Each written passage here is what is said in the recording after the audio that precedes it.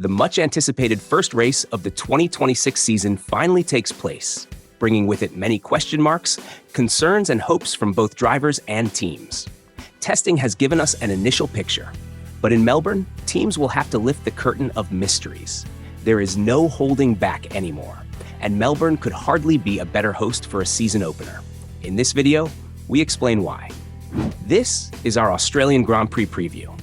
If you enjoy the video, consider leaving a like and subscribing to our channel. The sport enters one of its most substantial regulation resets in years. The cars are shorter, lighter, and narrower. Aerodynamics have been revised, and the new power unit formula places greater emphasis on electrical deployment and overall efficiency. And for the first time in years, the championship begins with 11 teams on the entry list. Melbourne once again opens the season. As the first race of the year, it offers the first true reading of the competitive order under the new 2026 regulations. There are no more experimental fuel loads, no disguised engine modes, no strategic sandbagging, or carefully managed narratives. When the cars roll out in Australia, the curtain lifts. During race week, Albert Park becomes its own ecosystem. Grandstands rise around the lake, roads close, pedestrian traffic doubles. Trams run packed with Formula One fans moving back and forth between the city centre and the circuit.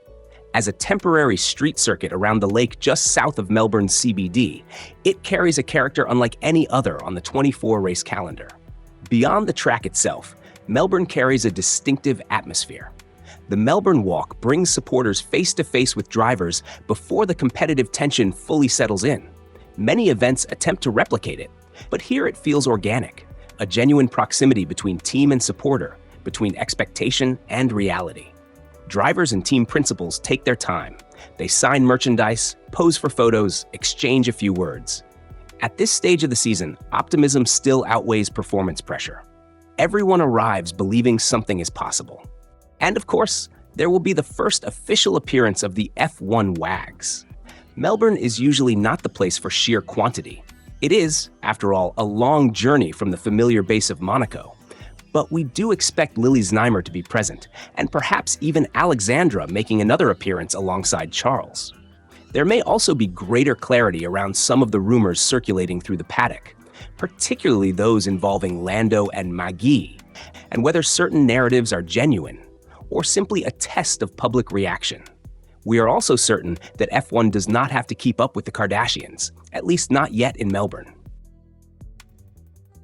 If the past is any indication, we should be in for an exciting 2026 opener. But last year's race was shaped by one defining factor: rain. Showers hovered over Albert Park all weekend, not constant, but disruptive. Practice became a guessing game for fans and experts alike. Qualifying demanded compromise, and by Sunday, the circuit reminded everyone how unforgiving it can be. Before the race had even begun, Isaac Ajah's debut ended on the formation lap. A small loss of grip in treacherous conditions was enough. In Melbourne, small mistakes carry large consequences, and he was not the only one caught out. The chaos continued. Strategy became reactive rather than planned as grip levels shifted from lap to lap. Oscar Piastri felt that pressure most sharply. In front of his home crowd, with a competitive car beneath him, he remained in contention for much of the race. But as conditions worsened late on, one moment off the ideal line cost him dearly. A podium opportunity slipped to 9th. Not a dramatic error, just a fraction misjudged, amplified by expectation. Ferrari briefly appeared bold with a tire gamble that lifted them into contention. But as the rain intensified, that decision unraveled. What looked inspired became exposed.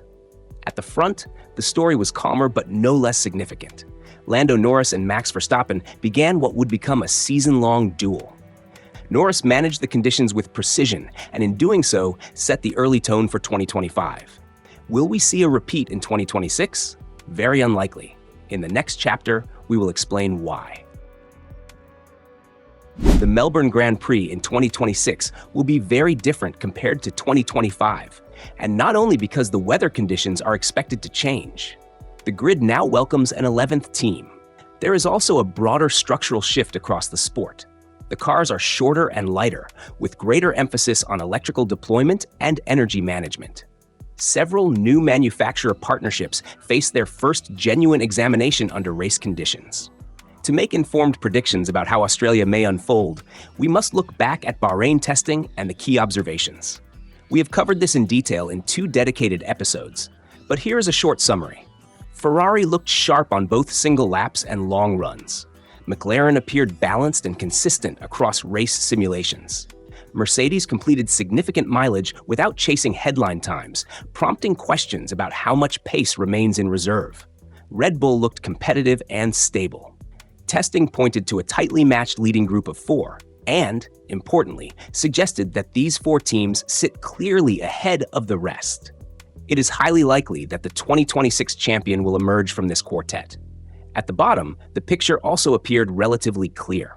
Aston Martin and Cadillac seem set to begin the season on the back foot, while the midfield looks extremely tight, with multiple teams separated by fine margins. In that group, a range of factors could determine Sunday's order in Melbourne.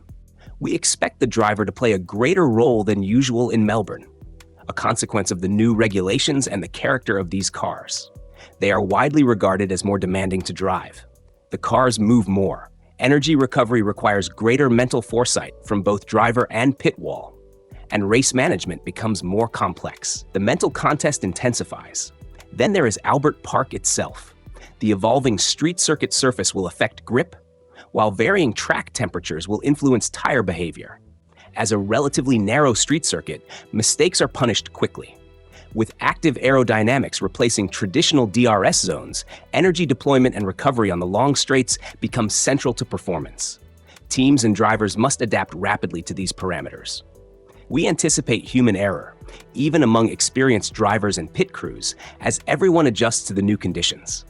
Small decisions can mean losing several positions at the start or gaining a decisive advantage through individual skill. In that respect, Max Verstappen remains the benchmark. His ability to extract results under complex conditions continues to give Red Bull an edge, even if they are not clearly dominant within the top group. The key question is how George Russell, Charles Leclerc, and Lando Norris respond. Whether they can consistently match that level of precision may shape the early trajectory of the championship. Individual skill, strategic flexibility, and pit wall execution may therefore carry greater weight at the beginning of the season, and especially at Albert Park, potentially masking the true strengths and weaknesses of the overall packages until development stabilizes the field after several Grand Prix weekends. The long wait is almost over. From the fans in the grandstands to the engineers trackside, everyone is ready for definitive answers. Melbourne will show whether the early order from Bahrain holds, or whether some teams have concealed their true strength more effectively than others. Particular attention will fall on Mercedes and on whether the award-winning sandbagging performance by both Toto Wolff and George Russell over the winter was truly necessary. We are equally curious to see how Max Verstappen responds under the new technical framework, especially after his outspoken criticism of the regulations. His individual precision may once again prove decisive in Melbourne.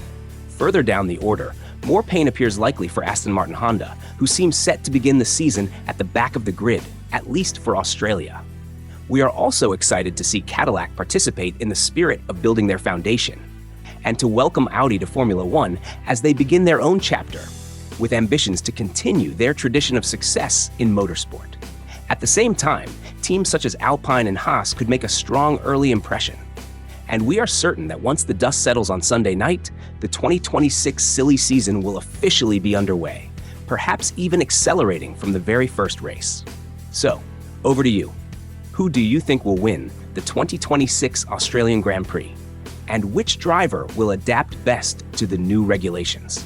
Let me know your prediction in the comments below. If you enjoyed this preview, consider leaving a like and subscribing to our channel for news and updates straight from the F1 paddock. Thanks for watching.